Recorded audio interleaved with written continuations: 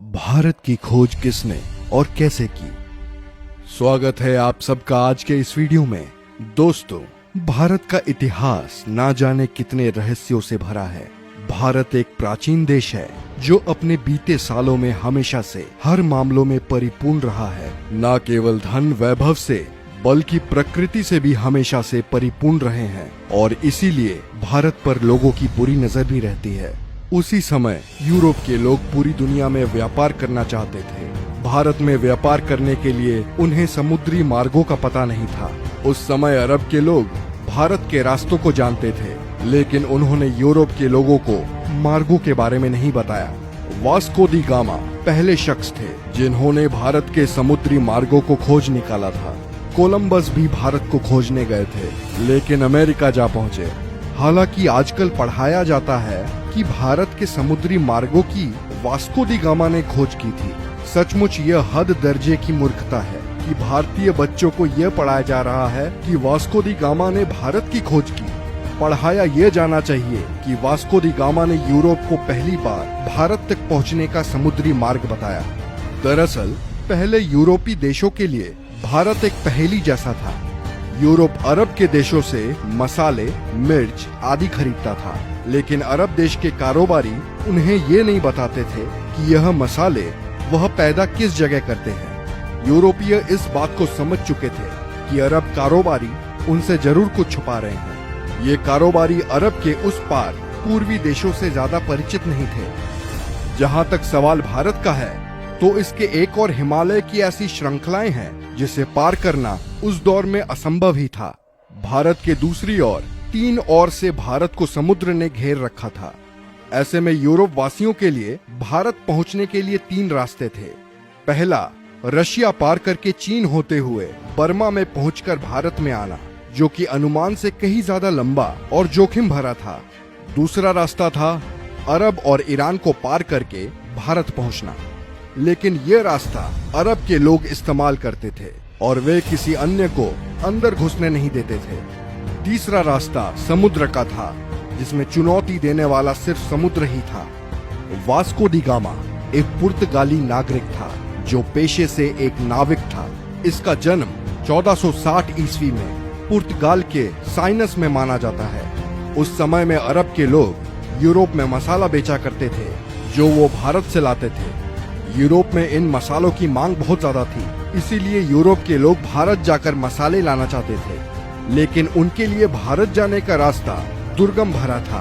उन्हें भारत जाने के लिए ईरान, अफगानिस्तान होकर जाना पड़ता था, जो काफी खर्चीला और कठिन रास्ता था। उन्हें ऐसे मार्ग की आवश्यकता थी जो भारत कम समय में ले जाए।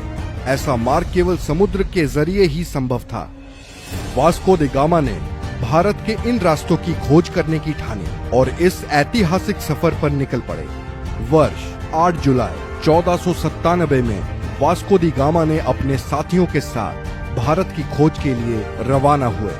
उसके जहाजी बेड़े में 4000 और 170 के करीब आदमियों का दल था। सबसे बड़े जहाज सेंट गैब्रियल पर वह खुद था। सबसे पहले वो अफ्रीका के अंतिम छोर कैप ऑफ गुड होम नामक स्थान पर पहुंचा।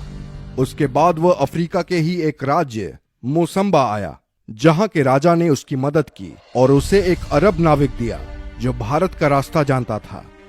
वास्को दी गामा भारत कब आया? वास्को दी गामा अफ्रीका महाद्वीप का चक्कर लगाकर भारत के कालीकट बंदरगाह केरल पर पहुंचा था। 20 मई 1498 की तारीख थी जब वास्को दी गामा भारत के कालीकट बंदरगाह पर पहुंचा। भारत की खोज का यह सफर करीब 10 महीनों का रहा। भारत आकर वास्को दी गामा ने स्थानीय राज्य के राजा से व्यापार का समझौता किया। उसने कई प्रकार के मसाले खरीदे। भारत से पुर्तगाल आने के दौरान समुद्री तूफान से उसके जहाजी बेड़े को नुकसान पहुंचा और उसके दल के कई लोग मारे गए। पुर्तगाल लौटने पर उसका भव्य स्वागत किया गया। अगली बार भारत आने पर उसने कालीकट के राज्य पर आक्रमण कर दिया और कत्लेआम लूटपाट की। वास्को दी गामा ने यूरोप के लुटेरों, शासकों और व्यापारियों के लिए एक रास्ता बना दिया था। इसके बाद भारत पर कब्जा जमाने के लिए यूरोप के कई व्यापारी और राज्यों ने कोशिश की और समय समय पर वे आए और उन्होंने भारत के केरल राज्य के लोगों के धर्म बदलने में महत्वपूर्ण भूमिका निभाई। पुर्तगालियों की वजह से ब्रिटिश लोग भी यहाँ आने लगे। अंततः 1615 ईस्वी में यह क्षेत्र ब्रिटिश अधिकार में आया। 1698 ईस्वी में यहाँ फ्रांसीसी बस्तियां बसी। फ्रांस और ब्रिटेन के बीच के युद्ध के काल में इस क्षेत्र की सत्ता बदलती रही। 1503 में वास्को पुर्तगाल लौट गए और 20 साल वहां रहने के बाद वह भारत वापस चले गए। 24 मई 1524 को वास्को दी गामा की मृत्यु हो गई। लिस्बन में वास्को के नाम का स्मारक है। इसी जगह से उन्होंने भारत की यात्रा शुरू की थी।